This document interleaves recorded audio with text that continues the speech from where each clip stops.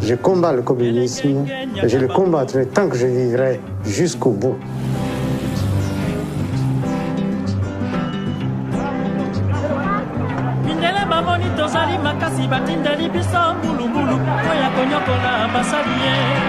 Elle dit, mon estomac est assez solide. Mais de toute façon, solide ou pas, je vais essayer d'abord. Si j'ai des coliques, évidemment, ce n'est que moi qui aurai des coliques. On a l'impression qu'on veut diviser les Africains pour régner. Ou alors il y a certainement d'autres intérêts plus importants que les nôtres qui font que l'on ne puisse pas se comprendre. Impérialisme, colonialisme, néocolonialisme.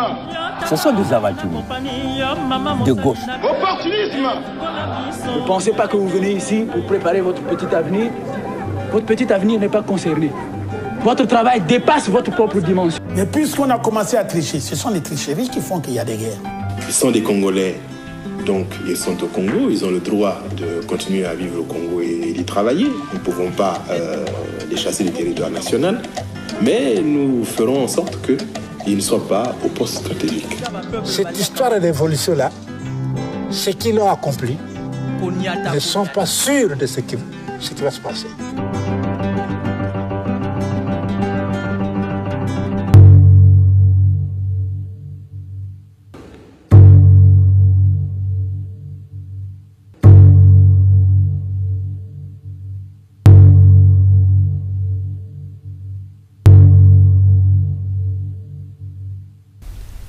La République du Congo. Le pays a acquis son indépendance en août 1960. Avant de porter le nom de la République du Congo, on l'appelait d'abord Congo français, ensuite Territoire du Moyen Congo, pour le distinguer de l'État indépendant du Congo devenu Congo belge en 1908. La République du Congo est un pays d'Afrique centrale, parfois appelé Congo-Brazzaville, pour le différencier d'avec la République démocratique du Congo, appelée Congo-Kinshasa pour la même raison. La République du Congo a aussi été connue sous le nom de République populaire du Congo de 1969 à 1992, avant de reprendre son nom d'origine. Les premières sources écrites sur la région à laquelle correspond aujourd'hui le territoire de la République du Congo sont issus des premières explorations européennes. Les Portugais s'aventurent dans le golfe de Guinée à partir de la fin du XVe siècle. Diego Cao atteint l'embouchure du Congo en 1482. Il effectue un nouveau voyage 2 ans plus tard, au cours duquel il dit avoir remonté le cours du fleuve jusqu'aux chutes de Yelala. La colonisation française débute en 1875, date de la première expédition de Savorgnan de Brazza dans ce territoire. Le roi Makoko est contraint de signer un traité de protectorat avec Savorgnan de Brazza, explorateur au service de la France. 4 ans plus tard, en 1885, à la conférence de Berlin, la mainmise française sur le territoire est confirmée. Commence alors une longue période de colonisation. L'organisation administrative du Congo français se met en place progressivement au début du XXe siècle. C'est à un commissaire général qu'est confié le gouvernement de ce qui deviendra en 1910 l'Afrique équatoriale française, l'AEF. L'exploitation de la majorité des terres est confiée à différentes compagnies concessionnaires.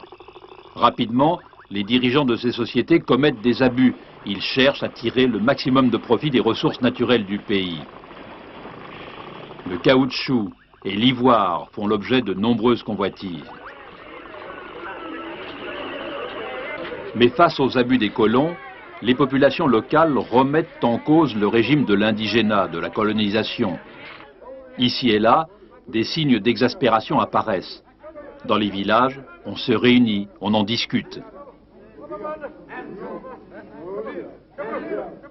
C'est surtout entre les deux guerres que la France se préoccupe du sort de sa colonie. La métropole s'attache alors à promouvoir la santé et l'éducation sur le modèle français, en envoyant sur place du personnel qualifié, enseignants, médecins, infirmières.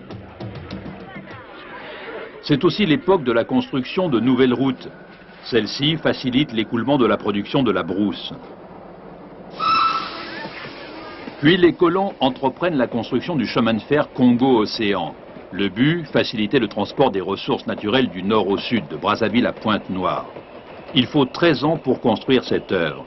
Des travaux pénibles, puisque c'est au prix de milliers de vies, celles entre autres d'Africains déportés, que s'achève la construction. Engagé aux côtés de la France dans les deux grands conflits mondiaux, Brazzaville devient en 1940 la capitale de la France libre, ce qui contribue grandement à son développement. C'est dans cette même ville que se réunit en 1944, autour de Charles de Gaulle, la conférence de Brazzaville. Et où donc cette conférence devait-elle se réunir, sinon ici, à Brazzaville, qui fut pendant de cruelles années littéralement le refuge de notre honneur. Cette conférence marque le premier pas important dans l'émancipation des peuples d'Afrique, le premier pas vers l'indépendance. D'ailleurs, dès cette époque, la France adopte une série de réformes qui visent à conduire par étapes les territoires coloniaux à une autonomie totale. Lorsque Charles de Gaulle revient en 1958, l'indépendance est presque acquise. Cette année-là, le Congo devient une république autonome. Les premières élections municipales ont lieu en 1956. L'abbé Fulbert Yulu est élu maire de Brazzaville et Stéphane Tchichel maire de Pointe-Noire. En novembre 1958, à la suite de la loi cadre de Gaston Defferre de 1956, le territoire du Moyen Congo devient la République du Congo. Elle est dotée de l'autonomie, mais non de l'indépendance.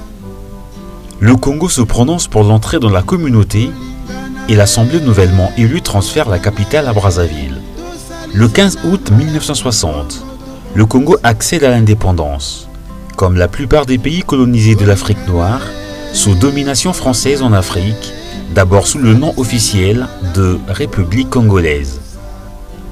En 1960, l'abbé Fulbert Yulu, alors Premier ministre, devient le premier président de la République du Congo. Le 15 août 1960, l'abbé Fulbert Yulu, chef du gouvernement, accompagné d'André Malraux, signe l'indépendance de son pays. Désormais libéré du joug français, le Congo de l'abbé Fulbert Yulu s'attache à mettre sur pied son gouvernement.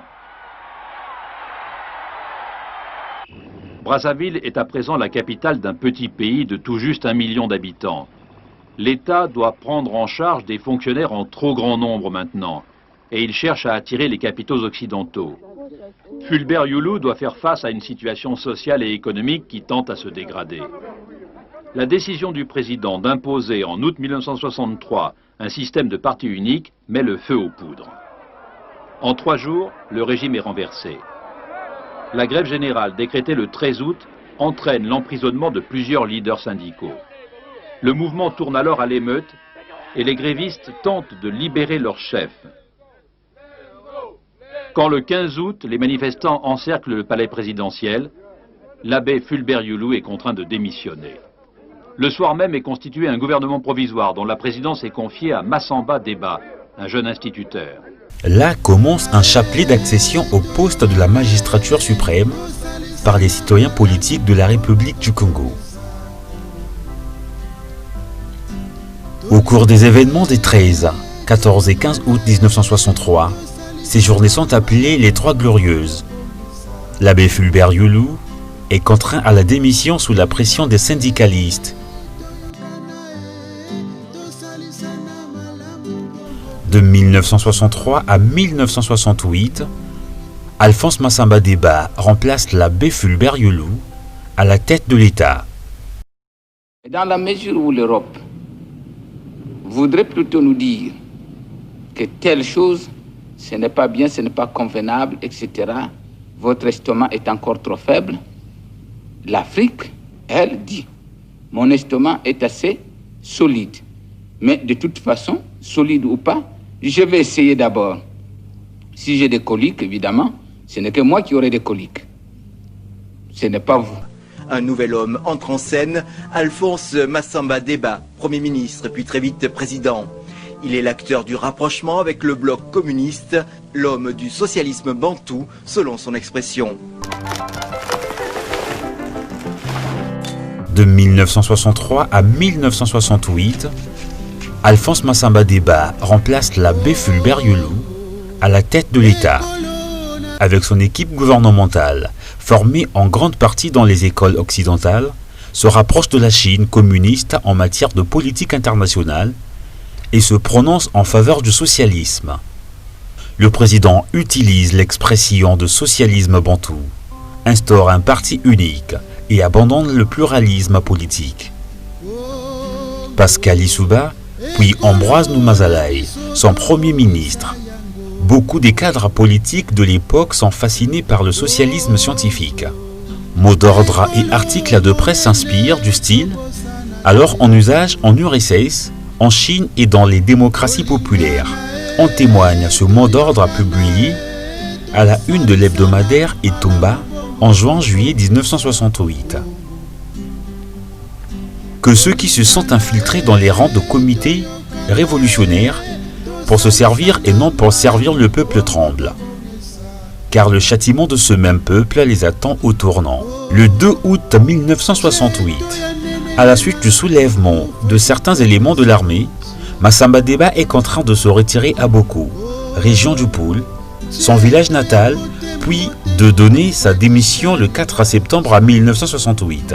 L'élément déclencheur du putsch a été l'arrestation du capitaine Marien Ngouabi, officier de l'armée congolaise connu pour ses convictions socialistes. Libéré le 31 juillet par un groupe de parachutistes, celui-ci crée le 2 août le CNR, Conseil national de la Révolution, dont il prend la tête. Le 31 décembre 1968, le capitaine Marien Ngouabi devient président du Congo, celui-ci réaffirmant l'option socialiste du pays. Alphonse Massamba Deba démissionne, sous la pression d'un Conseil national de la Révolution, regroupant civils et militaires, dont Marien Ngouabi et Denis Sassou Nguesso. C'est un coup d'État, certes, mais populaire. Fin décembre, Marien Ngouabi devient président, et un nouveau parti unique, le Parti congolais du travail, voit le jour un an plus tard. À la Révolution et au Parti congolais du travail, je m'engage, en me guidant le principe marxiste, à défendre les statuts et la Constitution, à consacrer toutes mes forces au tir des idéaux prolétariens du peuple congolais. L'arrivée de Marien Ngouabi marque la naissance de la République populaire du Congo. Dès 1969, le Parti congolais du travail se crée et s'impose au peuple. Le nouveau gouvernement s'attache alors à propager l'idéologie marxiste-léniniste, une propagande réalisée tant par le biais de la radio que par les déplacements réguliers de l'équipe dirigeante. Ici, dans un village du Nord, on tente de fidéliser les nouveaux convertis. Chaque minute, quand vous travaillez, pensez à la révolution. Quand vous étudiez, pensez à la révolution. Même quand vous mangez, même quand vous buvez. Tout pour le peuple! Yeah, pour le peuple! Tout pour le peuple! Yeah, pour le peuple! Un coup mourir! Un coup mourir! Ngouabi, Marienne, 32 ans, chef d'État, un jeune homme. Depuis 1 an et demi, depuis la chute de Massamba Deba, cet homme qui fait son footing tous les matins à 6h30 dans les rues de Brazzaville, cet homme dirige le Congo socialiste. Un officier formé très traditionnellement en France dès l'école des sous-officiers de Strasbourg. Capitaine de parachutiste puis commandant, Marien Ngouabi était l'officier le plus populaire du Congo. Il est devenu président de la République. Entre-temps, il a aussi appris le marxisme-léninisme.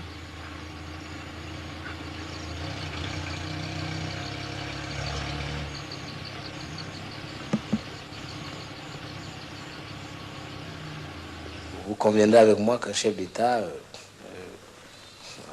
est obligé, n'est-ce pas, de se soumettre à certaines obligations, c'est-à-dire la vie privée du chef d'État n'est plus la même que la vie d'un autre citoyen, c'est-à-dire il n'a plus à se permettre certaines, comment dirais-je, certains privilèges, n'est-ce pas? Je dirais, je ne pourrais pas aller danser dans les bars, c'est fini. Je suis obligé, n'est-ce pas, de vivre la vie du responsable pour pouvoir donner l'exemple, n'est-ce pas, au peuple.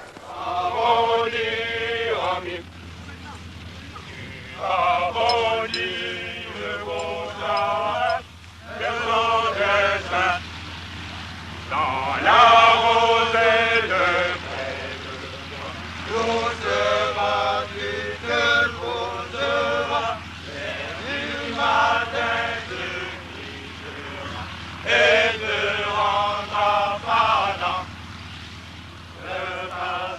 Une armée de paras d'extrême gauche, voilà l'élément fort du régime et du pays. Et pour rester plus près de ces hommes, le président Ngouabi ne refuse pas de sauter en parachute, lui aussi, lorsqu'on le lui demande, même si les membres du bureau politique du PCT, le Parti congolais du travail, font la grimace.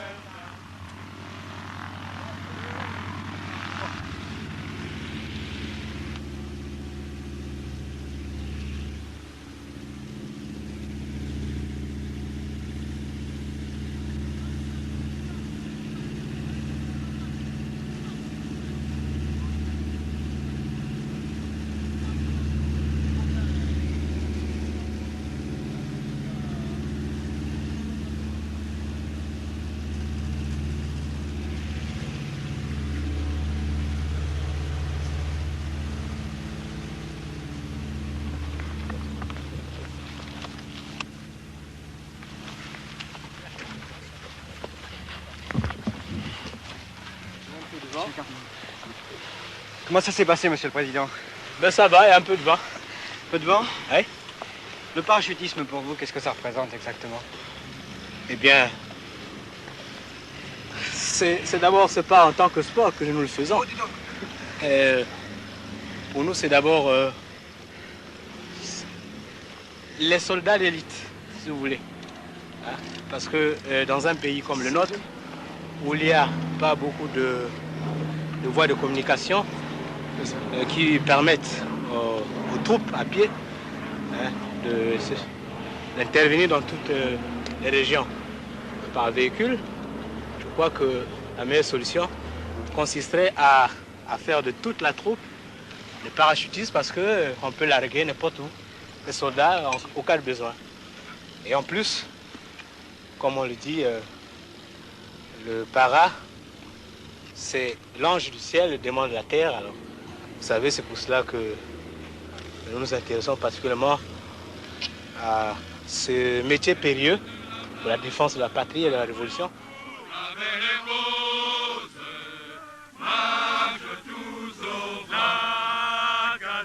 La gazelle passe, tête de la place, travaillant pour la belle rose, marche tous au pas, la gazelle passe.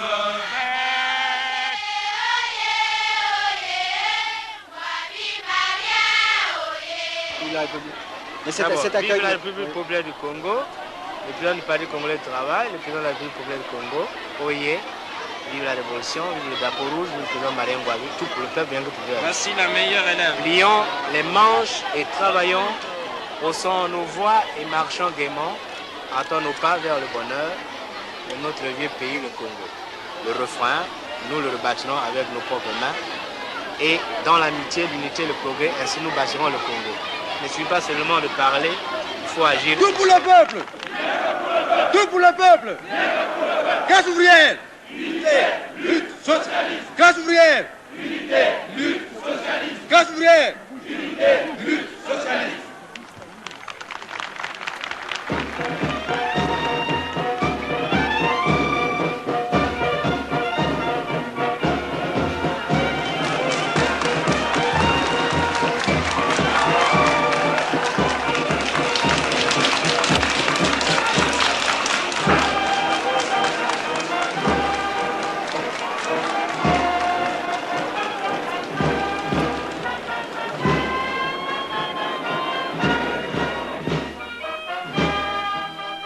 Dire que le socialisme, c'est la résultante de 100 années de colonisation et d'exploitation capitaliste.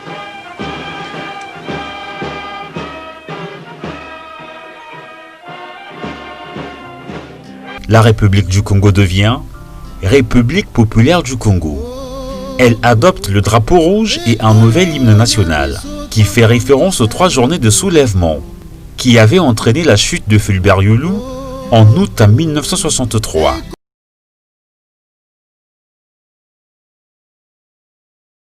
Lève-toi, patrie courageuse, toi qui entends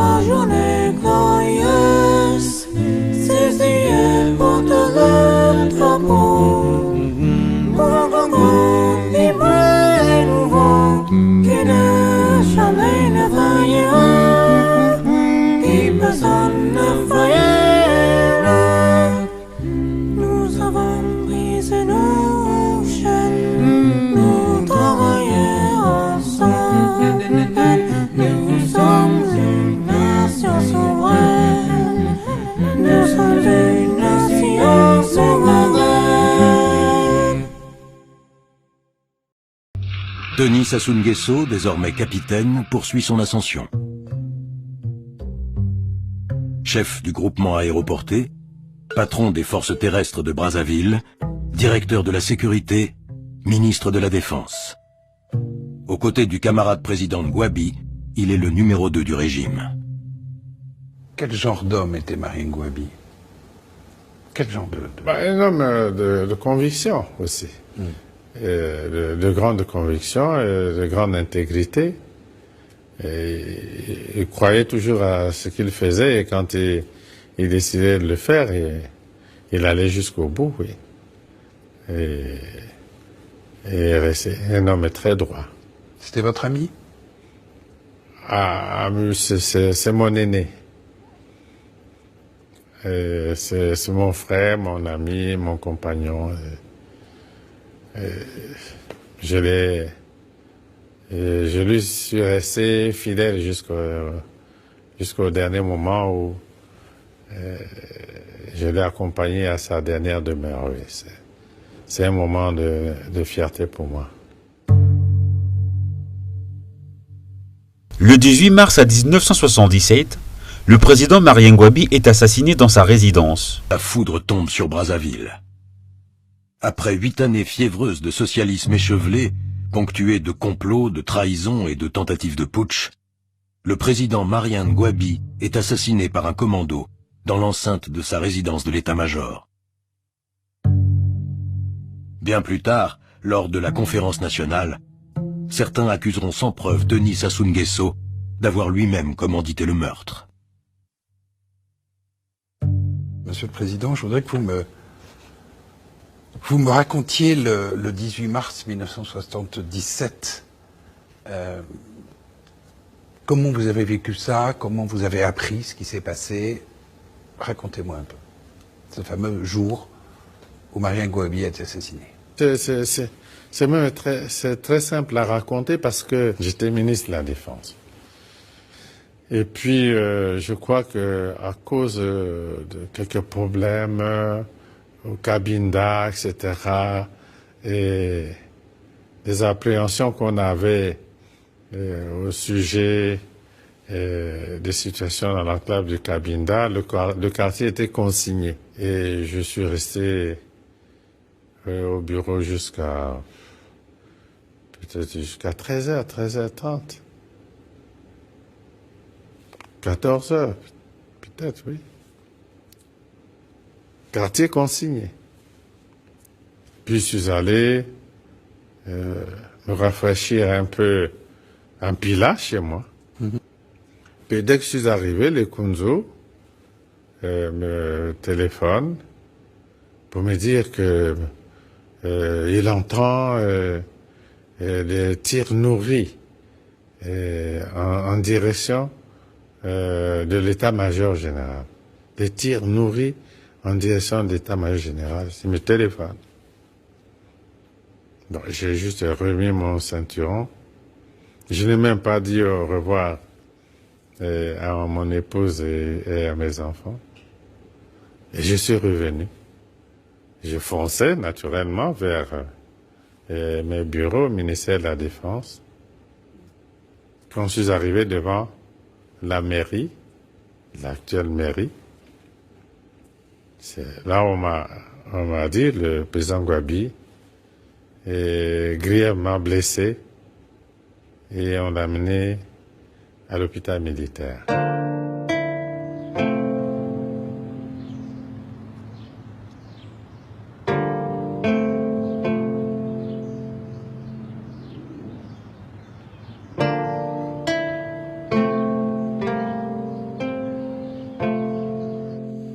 Qui a tué Marien Gwabi? Il y a eu un procès dessus. On ne peut pas continuer de faire la confusion. Il y a eu un procès et des éléments qui avaient participé au forfait. Et ceux qui étaient abattus sur place sont connus. Ceux qui ont pu s'enfuir sont connus. Certains d'entre eux ont été recherchés, dont Kikadidi, qui avait été tué dans les opérations de recherche, Kikadidi. D'autres ont été arrêtés et ont été jugés. Le procès s'est déroulé dans le pays, en direct, à la radio et à la télévision, pendant plusieurs semaines. Je puis vous dire que ces corps de la Révolution, je ne peux pas vous dire exactement comment tous ces gens-là sont morts. Que ce soit les Kinganga, tout ça là, que j'ai reçu jusqu'à présent. Mais là, je dis, mais quand même, il y a quelque chose qui ne va pas. Vous coupez la carotide à quelqu'un qui largue sur place 6 litres de sang. Et le bonhomme arrive propre, habillé comme moi aussi, sans sang.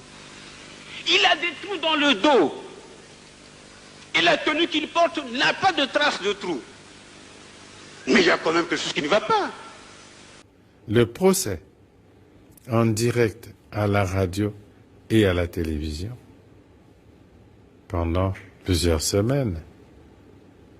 Et les objets,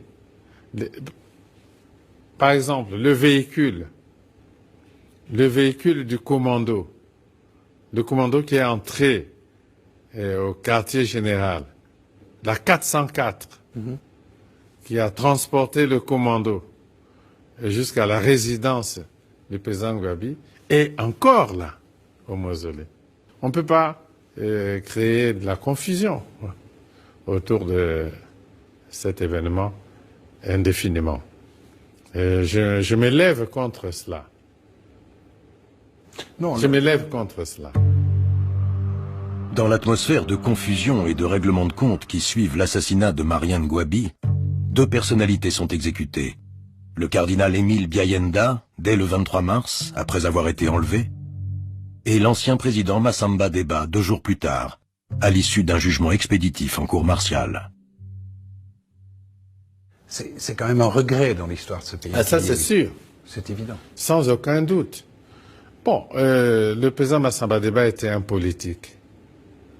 Bon, il pouvait avoir des positions politiques. Mais le cardinal Biayenda n'était pas un politique. Il n'y avait pas de prise de position politique. Non.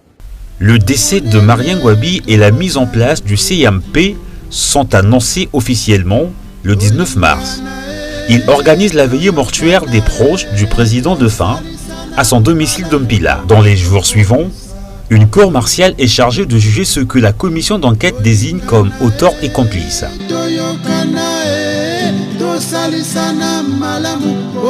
Alphonse Massamba Deba, présenté comme l'instigateur du complot contre son successeur, est condamné à mort.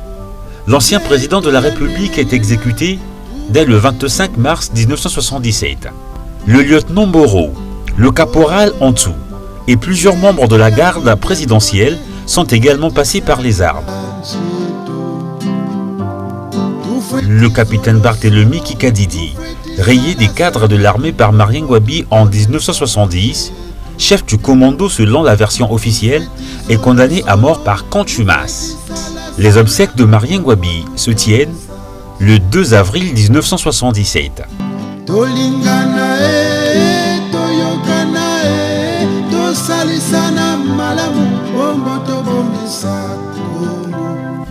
Le lendemain, le comité militaire du parti communique sa structure définitive. Joachim Yombi Opango en est le numéro 1 et devient le 4e président de la République. J'ai effectivement dirigé les affaires de ce pays du 6 avril 1977 au 5 février 1979. Pendant cette période, il y a eu le procès sur l'assassinat du président Mariane Gwabi et l'exécution de ceux que la Cour révolutionnaire d'exception avait tenus pour responsables. L'assassinat de Ngouabi en 1977 porte Joachim Opango à la présidence. Avec lui, ce sont les militaires qui gardent le pouvoir. Opango, à la tête d'un pays dont la situation économique et financière est catastrophique, n'aura pas le temps d'améliorer les choses. Au-delà, je voudrais simplement souligner que il y a une chose de bien qui a été faite dans notre pays, c'est que quand, après la conférence nationale, nous avons mis en place une constitution, nous avons dit de manière claire que les partis et associations politiques concouraient à l'exercice de la démocratie et du suffrage universel. Et c'est la raison pour laquelle j'ai accepté et que j'encourage que le RDD, Parti démocratique, s'organise. Parce qu'il ne s'agit pas de parler. Je crois que vous êtes suffisamment grand pour savoir que partout, ceux qui exercent le pouvoir aujourd'hui dans notre pays recherchent où sont les opposants. Ils sont où? Les partis d'opposition. Qui sont-ils? Où existent-ils? C'est la raison pour laquelle j'encourage le RDD à s'organiser à travers ses cellules, à travers ses sections, à travers ses fédérations. Parce que c'est quand un parti est en ordre de bataille, comme diraient mes amis les militaires, qu'il peut évidemment concourir à l'accession au pouvoir. Ce n'est pas dans le désordre.